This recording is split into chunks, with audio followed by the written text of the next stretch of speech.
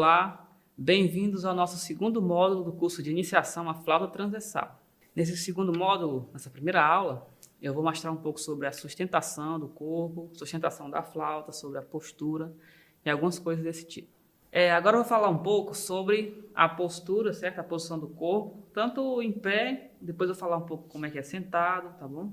Então vamos lá. A primeira coisa que a gente tem que saber é que o nosso corpo, ele pesa, né? Certo? E esse peso, ele pode, com o tempo, causar dor na gente, pode acontecer algumas coisas. Então a gente tem que procurar uma posição que a gente consiga aproveitar a força do próprio corpo, né? Vou dar um exemplo.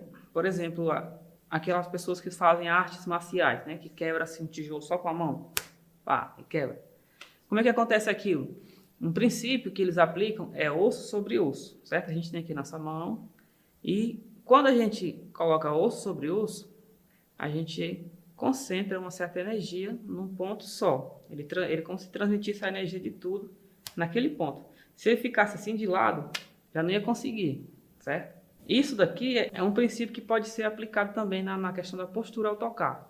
Por exemplo, quando a gente vai posicionar nosso corpo, a gente tem que tentar fazer o máximo possível isso, osso sobre osso, desde a ponta do pé, das pernas até a cabeça, certo? Então, o primeiro exercício que você pode fazer é, você coloca aqui sua perna na linha dos ombros, certo? Imagine que você está com o pé assim para frente, né? As pernas na linha dos ombros, e você vai fazer o seguinte exercício, você vai jogar o seu corpo um pouco mais para, no caso para a minha direita, né? Assim, ó, você deixa o corpo ir. Aí volta. Depois você joga o corpo um pouco para a esquerda. E volta. Tenta sentir a tensão quando você faz isso. Direita. Esquerda. Agora um pouco para trás. Para trás. Isso. Sente a tensão. Ok? Balança um pouquinho. Direita, esquerda, para trás. Agora tenta achar o centro. Um ponto em que você não sinta que o seu corpo está querendo ir nem muito para a direita, nem muito para a esquerda. Tenta achar um centro, certo? Um centro de equilíbrio. Vamos lá.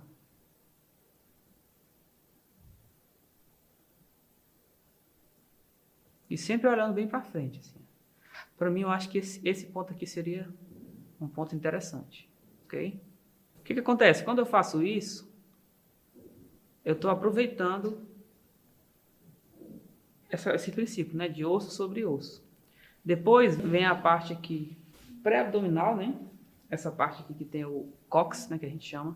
Então você procura colocar um pouco para frente. O pessoal que faz pilar, essas coisas assim, eles geralmente têm conhecimento bem grande sobre essas musculaturas, né? Então você pode pegar aqui nessa parte e fazer esse movimento aqui, ó, um pouco para frente, certo? Isso faz com que alinhe um pouco mais atrás aqui nas costas. Ó, você tá assim, depois você faz assim, ó. E equilibra o corpo um pouco para frente. Não vai ficar 100%, né? Você pode também fazer um exercício na parede. Você se coloca na parede e você vai tentando alinhar.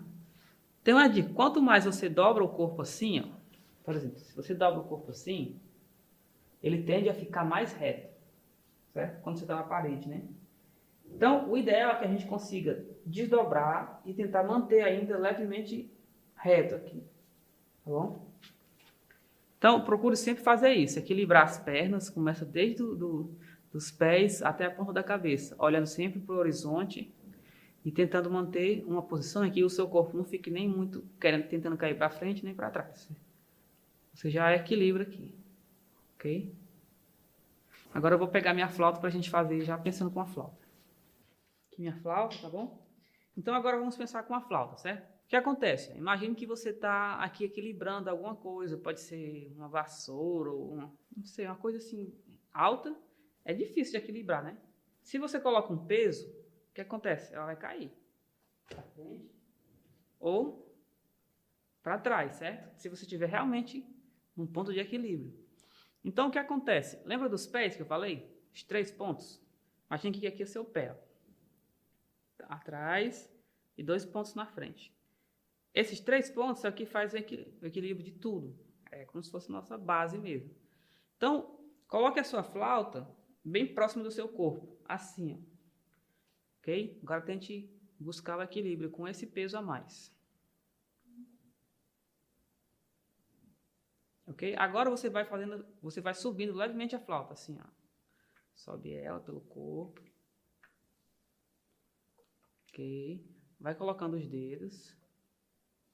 E ao tirar a flauta e posicionar no sentido de tocar, você vai tentando compensar esse desequilíbrio, né, que a flauta pode gerar, já com os pés. Você compensa, você direciona um pouco mais, ou para trás ou por 2 pontos da frente. Você já compensa com os pés. Então você tem que ativar essa musculatura. Porque se você tivesse relaxado, ia acontecer isso aqui, ó. Você quer ir para frente. Porque você vai causar um desequilíbrio, que a flauta pesa.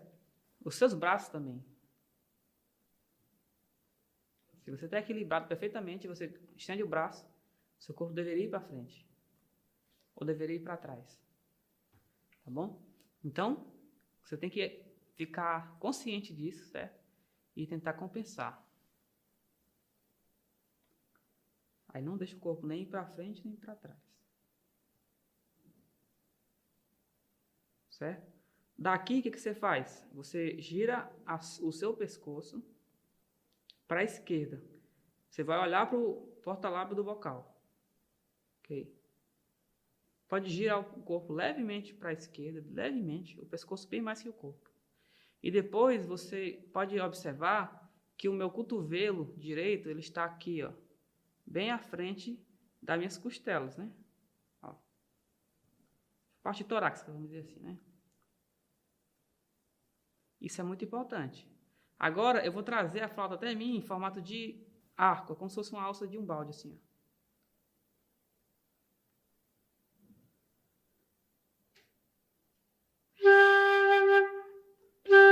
Você observa que eu estou olhando agora não para a câmera, mas eu estou olhando para lá, para a esquerda.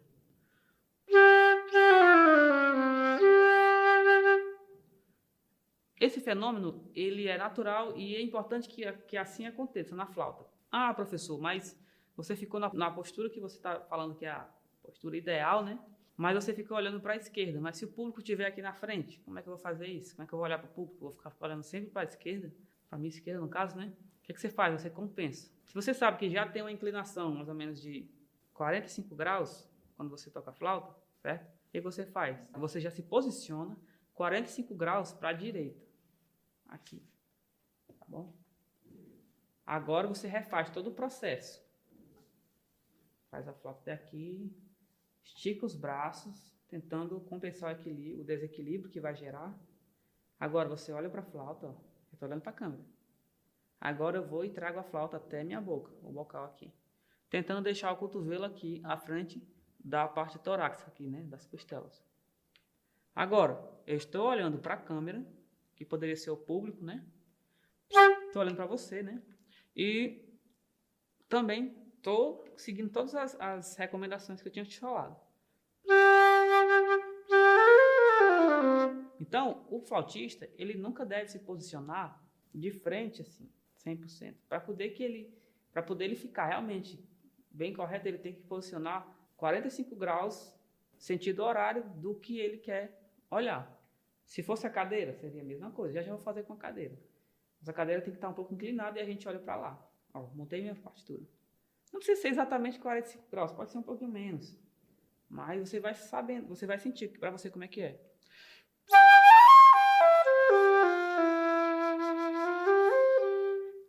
Ok? Pronto. Agora eu estou sentado, você pode estar vendo, né? O importante é que você deve sentar na ponta da cadeira, certo? Eu até depois que me sentei, eu me movimentei um pouco. Por quê? Porque aqui você tem as pernas um pouco mais livres, né? E sempre pisando os 2 pés no chão, da mesma forma que como se estivesse em pé. A diferença é que quando a gente está em pé, a gente vai compensar isso nos pés, né? Naquela questão que eu falei do equilíbrio. Aí sentado você vai se movimenta aqui. Sentado chega até a ser um pouco mais fácil. O que acontece? Mesma regra. Para posicionar a flauta, você vai esticar os braços.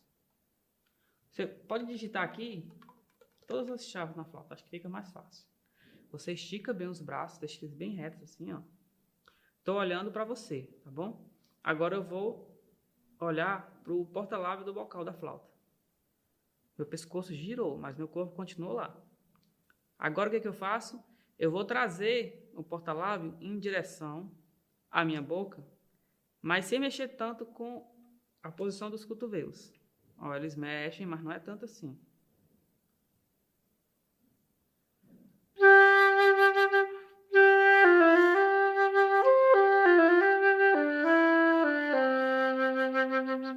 O que acontece? Eu estou olhando agora não para você, né? Mas eu estou olhando levemente para a esquerda, 45 graus para a minha esquerda. Mesma coisa de quando a gente estava em pé. Então, o ideal é que eu posicione a minha cadeira um pouco para a direita, para poder compensar esse ângulo. Então, eu vou fazer isso agora.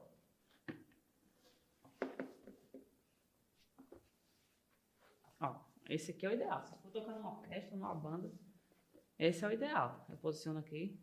Pronto, agora eu já posicionei minha cadeira na posição ideal, né? Um pouco, quase 45 graus em relação aonde eu quero olhar. Por exemplo, tem um público aqui na minha frente, tá bom? Ou tem você aqui. Então, eu faço a mesma coisa. Eu venho aqui, eu estico meus braços, deixo eles bem esticados, inclusive essa parte do cotovelo aqui bem esticada. Agora eu vou olhar para o bocal da flauta, ok? Olhei, ó. Também estou olhando para você.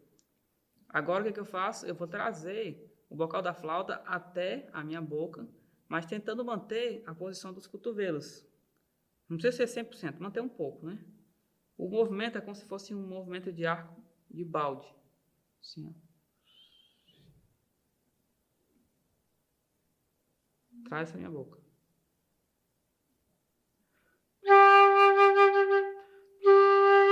Aí eu posso mexer meu corpo.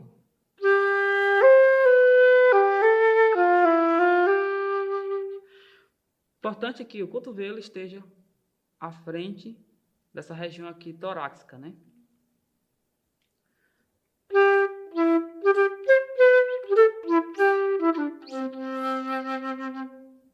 Ok? Então, esse é o ideal. Se você está tocando numa orquestra, numa banda, onde for, o flautista deve posicionar a sua cadeira um pouco para a direita em relação a onde ele quer olhar. Em média, 45 graus para a direita. Se o maestro está ali, você coloca a sua cadeira um pouco para cá, assim. Tá bom? Esse é o ideal para flauta transversal. Cada instrumento tem a sua particularidade de postura, né? Então, é isso. Agora a gente vai falar sobre a questão da flauta. Vou falar mais alguns detalhes sobre como sustentar a flauta. Já até falei um pouquinho no nosso primeiro módulo, na segunda aula, mas eu vou reforçar para vocês, que é muito importante. Por exemplo, sobre a postura correta dos dedos, né? Ah, professor, como é que eu coloco os dedos? É muito comum estudantes de flauta posicionar os dedos assim, ó, passando da chave da flauta. A postura correta dos dedos na flauta tem que ser uma postura mais redonda, certo? Por exemplo, ó, observe bem que nossos dedos eles têm tamanhos diferentes, ó, bem diferentes.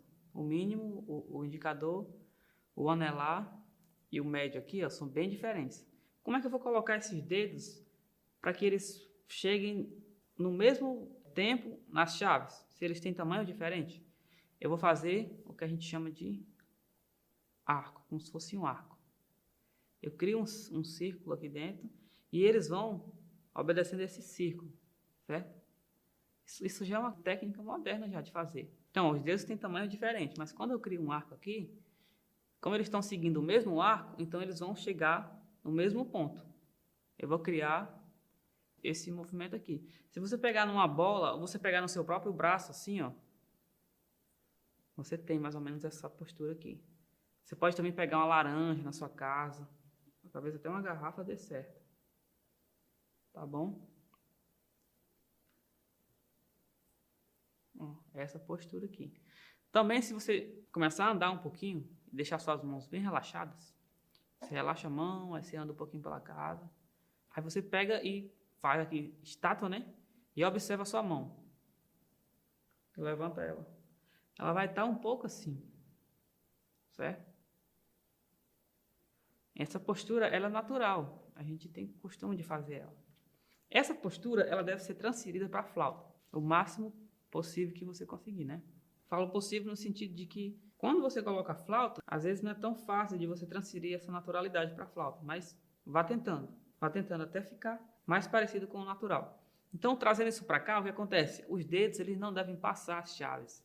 Eles devem ficar sobre as chaves e tentar fazer essa postura redonda, né? Certo? Isso aqui não é tão fácil de visualizar, mas é isso. Você pode fazer até assim, ó. Você pega na sua mão, traz essa postura para cá e tenta adaptar a flauta. Os dedos sempre em cima das chaves. Isso vale para as duas mãos. A mão esquerda ela tem uma configuração um pouco diferente, mas ainda chega a ser um tipo de arco, né? Não é um arco tão redondinho como esse aqui, mas ainda chega a ser um tipo de arco. Ok? Então isso é muito importante sobre a questão de segurar a flauta sobre a postura dos dedos, né? Outra coisa é sobre a sustentação da própria flauta, né? Lembra dos pontos que eu falei? Tem o polegar aqui da mão direita, fica geralmente entre a quarta e a terceira. Não existe um ponto exato, a gente tem que tentar sentir em relação à sua mão inteira. Aqui também, o indicador da mão esquerda. Essa junta aqui, ó, a gente tem articulações, né? Na verdade, articulações. Ó. Cada articulação dessa aqui liga dois pontos, dois ossos, né? Do nosso dedo aqui, ó. Aí você vai procurar aqui a terceira articulação e logo após ela tem esse ossinho aqui. Esse ossinho aqui é onde deve ficar o indicador. Você deve procurar um local entre essas duas chaves aqui da flauta, as duas primeiras chaves aqui. A gente chama de chave de si. Colocou essa articulação ali, aí você deve procurar repousar seus dedos sobre as chaves aqui, ó. Tentando manter ele sempre sobre as chaves, né? Sobre esse orifício que tem aqui. E não assim, ó. Tá bom? Fez isso, colocou aqui o apoio do polegar. Colocou esse apoiozinho que a gente chama de o arco, né? Como se fosse o arco de violino. Trouxe para a boca aqui. Ó, eu já estou posicionado para lá, então já estou na postura aqui, ó. Pode tocar a nota sol tranquilo, que você não vai derrubar a flauta.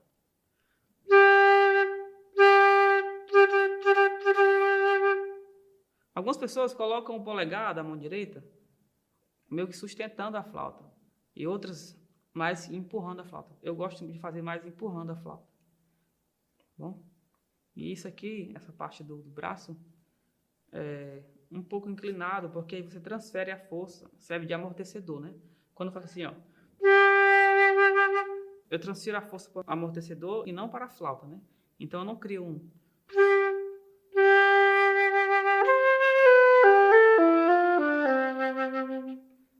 Então é isso. Revise bem essas questões de sustentação do corpo, da flauta, vai te ajudar muito a não desenvolver muitos vícios, certo? Ao tocar a flauta transversal. Então, agora eu vou falar sobre um assunto que muitas pessoas me perguntam e têm dúvidas sobre a questão da afinação na flauta, né? A primeira pergunta é sobre a frequência da afinação, tá bom? Talvez você não tenha tido ainda essa dúvida, né? Mas com certeza em algum momento você vai ter ela, que é sobre a questão da frequência da afinação. A gente afina em 440 ou afina em 442. Você pode estar baixando no seu celular gratuitamente um metrônomo, certo? Eu tenho aqui um metrônomo. Esse metrônomo aqui, eu gosto bastante dele, é gratuito, certo? Sound Concert. Tem outros também, você pode usar outros. Esse é bem bom para afinar instrumento de sopro. E você pode configurar, sempre configure a flauta, principalmente quando for tocar com outros instrumentos de sopro, com a própria flauta, 442, tá bom? Com 442 é a afinação padrão daqui do Brasil, né? E outros países também, certo? É importante que a gente afine 442. O que quer dizer isso? É uma pequena diferença. Se a nota vai ficar um pouco mais aguda, um pouco mais grave, mas é muito pouco mesmo, a diferença é muito pouca, certo? Existe outra questão de afinação na flauta, certo? A flauta é um instrumento que a gente chama de instrumento semi-temperado, certo? Ele não é 100% temperado. O que quer dizer isso? Por exemplo, um piano. Um piano você toca ali e vai sair aquela nota. Ou um teclado, né? Você não tem que afinar a nota, você tem que fazer outras coisas. E também é difícil, né? Mas você não tem que trabalhar com a questão de afinação. Um violão, você tem que afinar, só que você afina antes, e não durante o tocar. Depois que você afinou, você toca ali. Então ele acaba sendo um instrumento já temperado. A flauta, ela tem as notas. Quando você toca aqui, vai sair próximo de um lá. Só que pode sair meio tom abaixo, meio tom acima, dependendo da forma que você toca. E isso daí, para música, já é muito. Desafinar meio tom já é demais, certo? Então, assim, a gente tem que procurar desenvolver maneiras de afinar o instrumento. Existem vários níveis da afinação. Primeiro que eu vou falar para vocês é a afinação fixa, certo? É a afinação dentro do bocal aqui, ó. A gente tem o bocal da flauta, aqui a gente tem essa parte que a gente chama de coroa, certo? Essa coroa ela pode ser tirada. Eu não aconselho que vocês mexam muito aqui se não souber. Ó, essa aqui é a coroa. E aqui dentro a gente tem essa parte aqui que é o stopper, né? Tem uma rolha, né, também aqui dentro. E essa rolha aqui, ela vai determinar a afinação da flauta. Você pode colocar ela mais para cima ou mais para baixo, certo? Quanto mais perto aqui, a flauta vai ficar menor e mais aguda. Quanto mais longe, vai ficar maior e mais grave. Então, existe até uma varetinha que você pode estar depois usando, que você vai colocar na flauta. Tem 3 marcas, né? Tem que manter aqui o meio do bocal, você olha, tem que estar mesmo no centro, certo? É umas questões que é mais fácil a gente aprender fazendo, né? Não é tão fácil assim de falar assim só na internet, mas você já tem uma leve ideia de como é que funciona, certo? Então, assim, procure não mexer aqui dentro. Procure deixar essa afinação fixa, não mexa, não fica mexendo muito nela não, certo? Eu vou falar agora sobre outras questões de afinação também. Um outro conceito de afinação que a gente pode fazer também é a afinação que a gente usa mexendo do bocal para o corpo da flauta. Você pode ver que aqui, ó, quando eu monto a flauta, eu passo por um caminho muito grande aqui, ó, daqui para cá. Essa distância, ela serve justamente para você afinar, certo? Se eu tocar um Lá com a flauta, coloquei só um pouquinho aqui, ó, vou tocar um Lá. Certo? Agora eu vou fechar todinho.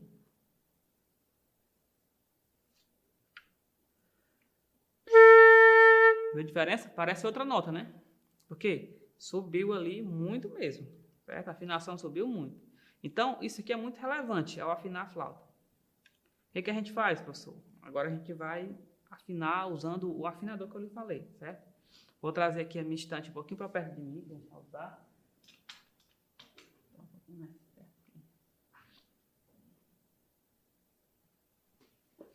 Ó, você coloca o afinador na sua frente, tá bom? Não coloque assim, dê uma distânciazinha, não sei, uns 50 centímetros.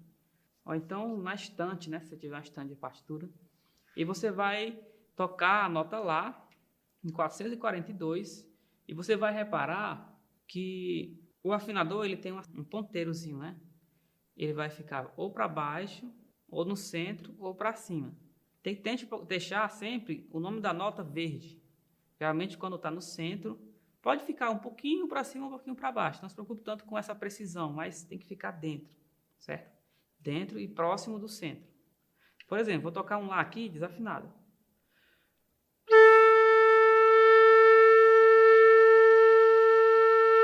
Ele está acima do ponteiro, certo? Eu percebi que ele está um pouco acima. Como é que eu posso fazer para afinar isso? Você pode diminuir o tamanho da flauta, certo? Que é o mais comum, ok? Mas tem também outras formas. Você pode mexer nesse ângulo aqui, ó.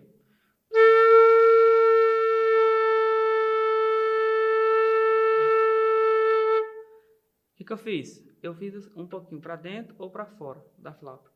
Eu recomendo que você não feche muito, porque geralmente quando você fecha muito, você fecha mesmo o som da flauta.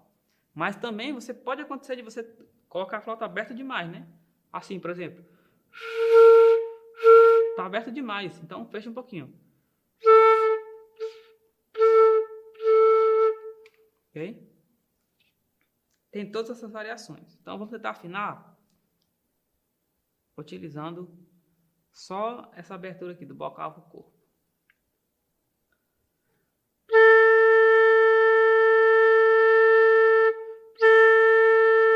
Ó, tá um pouquinho alto, então vou abrir mais.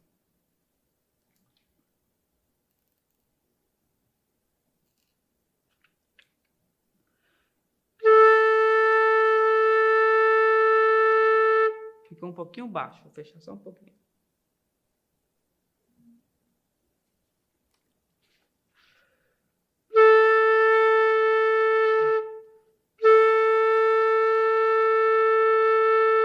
Pronto, agora ficou do jeito que eu queria, certo? Então, o que eu fiz? Eu fui fechando, abrindo um pouquinho aqui até chegar na nota.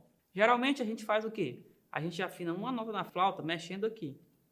E as outras notas, a gente tem que afinar usando realmente a mão, né? Porque você não pode ficar tocando e mexendo na flauta. Você afina um para ter uma referência padrão da flauta. E as outras notas você tem que afinar fechando ou abrindo um pouquinho a flauta. Mas sempre obedecendo aquelas regras de não fechar demais nem abrir demais, porque você vai mexer no timbre do instrumento. Vai ficar feio o timbre, né? Então é isso. Algumas dicas para vocês sobre afinação, certo? Primeira dica, quando você for tocar, tente tocar uma nota longa, certo? Uma nota demorada assim, ó.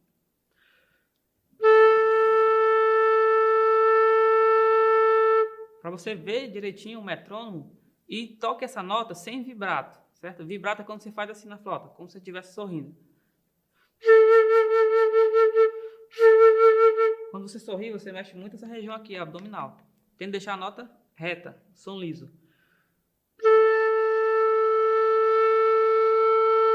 E não vibrando.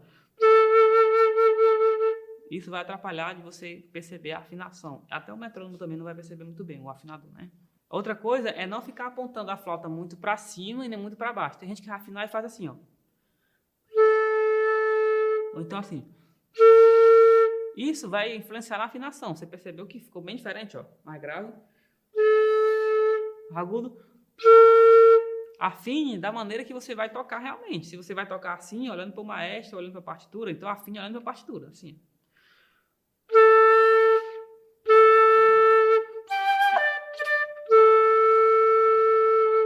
Viu? É a posição que eu vou tocar. Eu simulei como se eu fosse tocar, só para você ver a questão. Então é isso. O ângulo do sopro influencia muito na afinação e todas as questões que eu falei, né? Afinação aqui, não mexer aqui. A questão do braço esquerdo. A gente pode colocar a flauta mais para fora, mexendo o braço esquerdo ou mais para dentro.